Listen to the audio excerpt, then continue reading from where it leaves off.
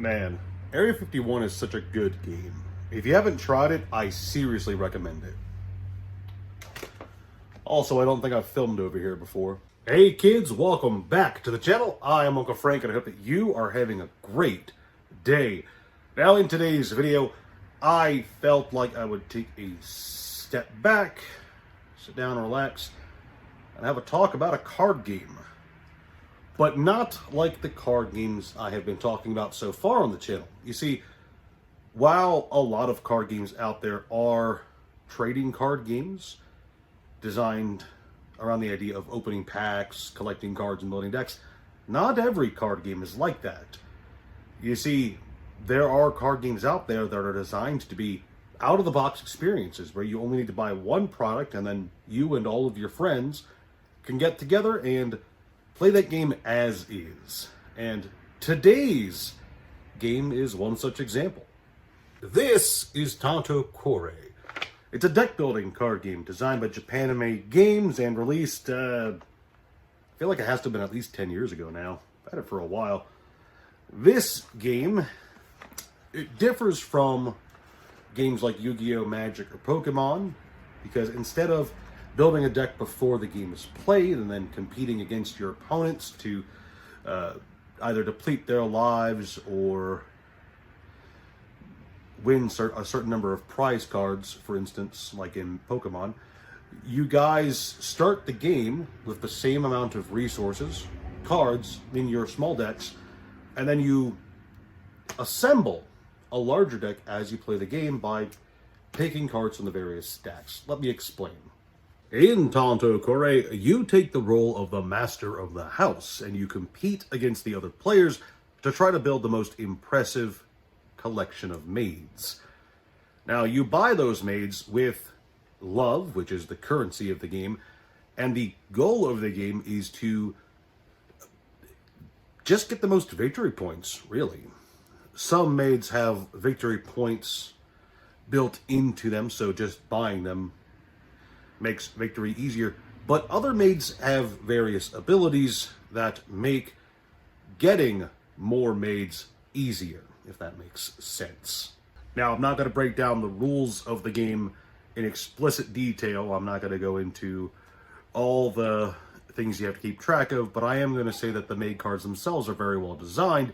They have 6 nominal stats that you can quickly eyeball and take a look at to see how good the card is on its own, but they also, some of them have individual abilities that make them worth checking out. So, first things first, all maids should have a cost, which is how much it costs to employ them, which is adding them to your deck.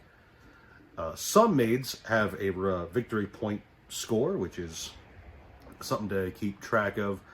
And then there are 4 individual abilities that a lot of the maid cards have that can improve your gameplay overall.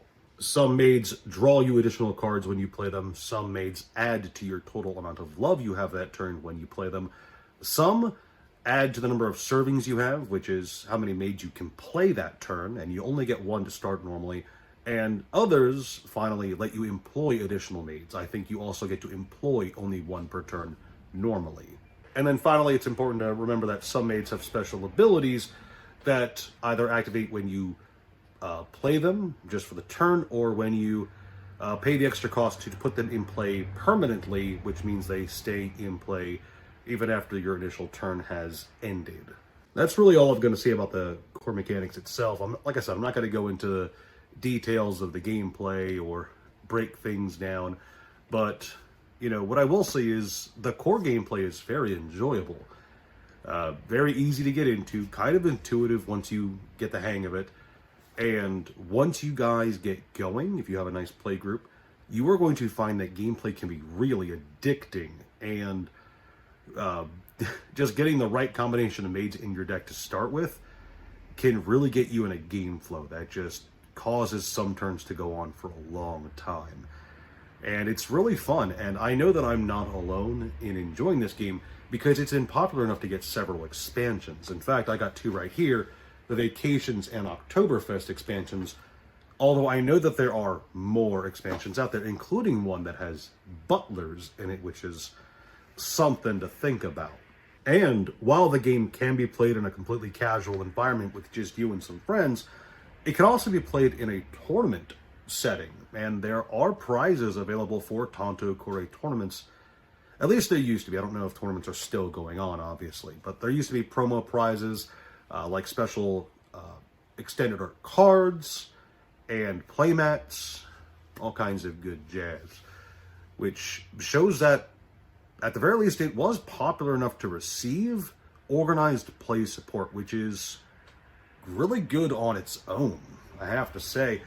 But whether or not it's still getting organized play, I suppose, is irrelevant, because I think it's just a really enjoyable game, and whenever I have a chance to whip it out and play it with some friends, I do, because it's my go-to deck building game. And yeah, on one hand, you could say it's just because of the cute maids in the game and whatever, but on the other hand, I think while the maids and all the cutesy crap did get me into the game, you know, it is an enjoyable game on its own. And I've played like I said, I've played not a lot, but a few deck building games over the years, and this has by far been the most enjoyable one, with the Resident Evil deck building game being a close second. And I don't know if I have the Resident Evil deck building game on hand. I might, but that one's not that bad either, if I have to be completely honest. Of course, I'm not going to sit here and lie to you and say that the gameplay was what got me into the game. I mean, come on. Look at Anya right there. That right there, that sells a card game. It just so happens that this one is a good card game regardless of the art. And at the end of the day, what matters is that it is a good, enjoyable, and fun-to-play card game. And I wouldn't be sitting here talking about it so much if the only thing it had going for it was the sexy, beautiful ladies with the big boobies. Now, if you want to try it out for yourself, the game is not too expensive. I think I paid $30 a piece for each of these boxes. So for just the core game, give it a try it out. If you've never played a deck building card game before, this is definitely one I recommend you try out first, because I had a blast learning it, and I have a great time every time I play it with friends. And I do look forward to getting the expansions at some point. I just, like I said, I haven't gotten around to it. And hey, that's the end of the video. I know it's not my usual topic. I usually talk about collectible card games, not deck building card games. And while it does have promo cards, alt art cards, etc. that you can collect, I don't consider the core gaming experience of Tanto Cuore to be a collector's one. But still, it is a very enjoyable game, and I'm glad whenever I get the chance to play it. So let me know what you guys think in the comments section below. Do you have experience with deck building card games? If so, I would love to hear about which ones you have played. And if you enjoyed this video, please consider leaving a like, subscribing to the channel, turning on notifications, and sharing this video with a friend. And remember, your uncle needs to get healthy. So for every one like this video receives, I'll be doing a push-up in the next one. And I'll see you kids then. My previous video got 18 likes.